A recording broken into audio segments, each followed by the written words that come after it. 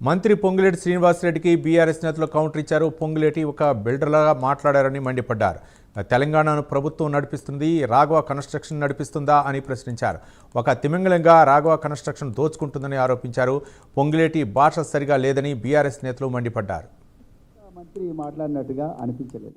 Raghava constructions అనే ఒక corporate సంస్థ, ఒక బిల్డర్, ఒక రాఘవ కన్స్ట్రక్షన్స్ అనే కార్పొరేట్ సంస్థకు చైర్మన్ మరియు మేనేజింగ్ డైరెక్టర్ మాట్లాడినట్టుగా చాలా క్లియర్గా అర్థమైంది. తెలంగాణ ప్రజల ప్రభుత్వాన్ని నడిపిస్తున్నది ఈ రాఘవ కన్స్ట్రక్షనా, లేకపోతే మెగా కన్స్ట్రక్షనా, లేకపోతే ఈ సంస్థలే నడిపిస్తున్నాయా అనేది ఆ డౌట్ ఉండే. ఈరోజు చాలా క్లియర్గా పొంగులేటి శ్రీనివాసరెడ్డి గారు చాలా స్పష్టంగా మా సంస్థనే నడిపిస్తుందని చాలా క్లియర్గా చెప్పారు.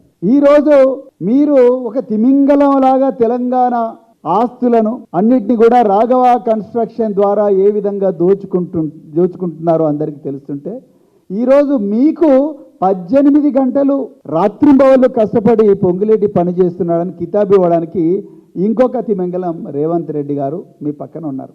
ఆనాడు జవహర్లాల్ నెహ్రూ, లాల్ బహదూర్ శాస్త్రి, ఈరోజు రేవంత్ రెడ్డి, పొంగులేటి శ్రీనివాసరెడ్డి, కరెక్ట్గా డయామెట్రికల్లీ ఆపోజిట్ క్యారెక్టర్స్.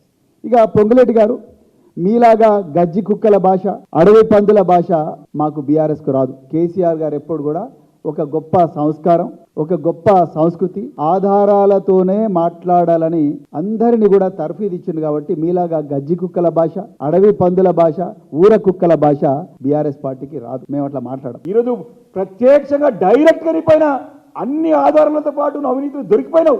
ఈరోజు బొంగులేటి శ్రీనివాసరెడ్డి గారి పరిస్థితి ఏ రకమైందంటే కుడిదిల పడ్డలకి అయిపోయింది. కొట్టుమిట్టాడుతా ఉన్నాడు, గిలగిల కొట్టుకుంటున్నాడు. నేను ఎవ్వరు కూడా కాపాడలేరు. పొంగులేటి శ్రీనివాసరెడ్డి గారు తప్పకుండా నువ్వు తప్పు చేసినావు, నువ్వు దోషిగా నిలబడ్డావు. తెలంగాణ సమాజంలో ఇమీడియట్గా నువ్వు రాజీనామా చేయాలి, తక్షణం రాజీనామా చేయాలి. ఈరోజు నీ యొక్క ప్రెస్ కాన్ఫరెన్స్ తర్వాత అన్ని రుజువులతో నీ నోటితోనే నువ్వు ఆధారాలతో పాటు బయట పెట్టుకున్నావు.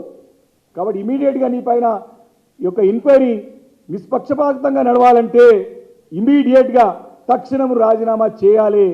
లేకపోతే మాత్రం ప్రజలకు నిన్ను క్షమించరు. నీ యొక్క అన్యాయాలు, నీ యొక్క మామూలు విషయాలు కాదు, ఒక్కొక్కటి అన్ని బయటకు వస్తూ ఉన్నాయి. తప్పకుండా దీనిపైన బీఆర్ఎస్ పార్టీ పోరాటం చేస్తుందని చెప్పి సందర్భంగా